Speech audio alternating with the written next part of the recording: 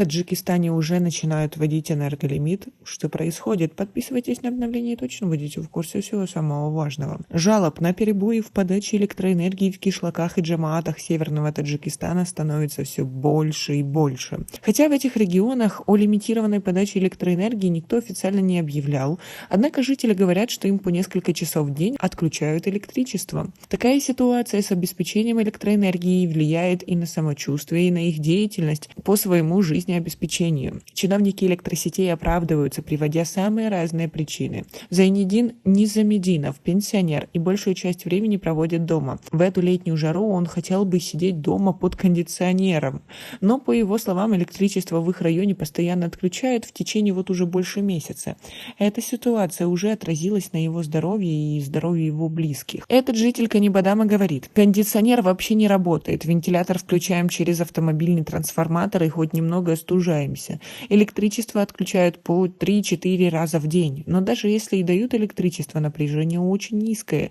Сейчас мой сын провел дополнительные провода, чтобы немного улучшить напряжение. Такая же проблема у другой жительницы Канибадама, Зулайхо Эргашевой.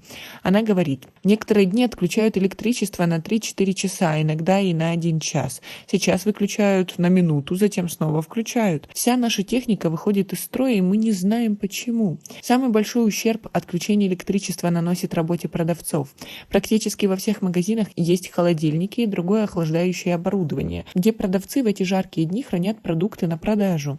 Некоторые предприниматели готовят еду на электричестве и затем продают ее. Но такой энерголимит повлиял негативно на их работу. Юлчи Умаров, один из предпринимателей, который пострадал от отключения электроэнергии, говорит, что у него постоянно от жары портятся колбасные изделия, а мороженое тает, принимая нетоварный вид.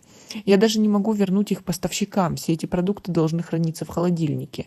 Мы больше не можем покупать мороженое. Эти отключения пошатнули мой бизнес. Никто не будет покупать некачественные товары, и торговля сходит на нет, сказал он.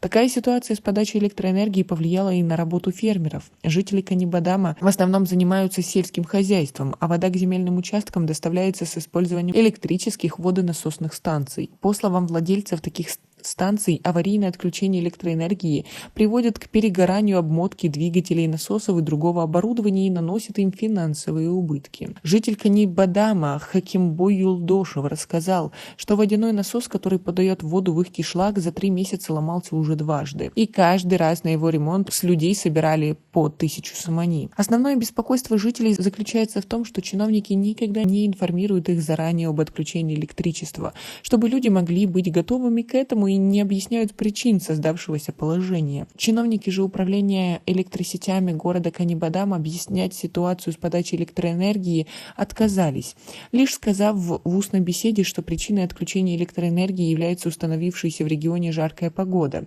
текущий ремонт электросетей, и сослались также на указания сверху. Не смогли выбрать одну причину. И это все несмотря на участившиеся в последнее время жалобы на перебои в подаче электроэнергии в других отдаленных районах Сагдийской области. Перебои с подачей электроэнергии в Таджикистане – давняя проблема. И несмотря на обещания властей, она до сих пор не решена. Ежегодно в осенне-зимний период сельские жители сталкиваются с лимитированной подачей электричества. Власти объясняют это проведением ремонтных работ или недостаточным объемом воды в водохранилищах, что вызывает сомнения у жителей страны. А как вы относитесь к такой ситуации? Есть ли у вас отключение или у ваших родных и близких?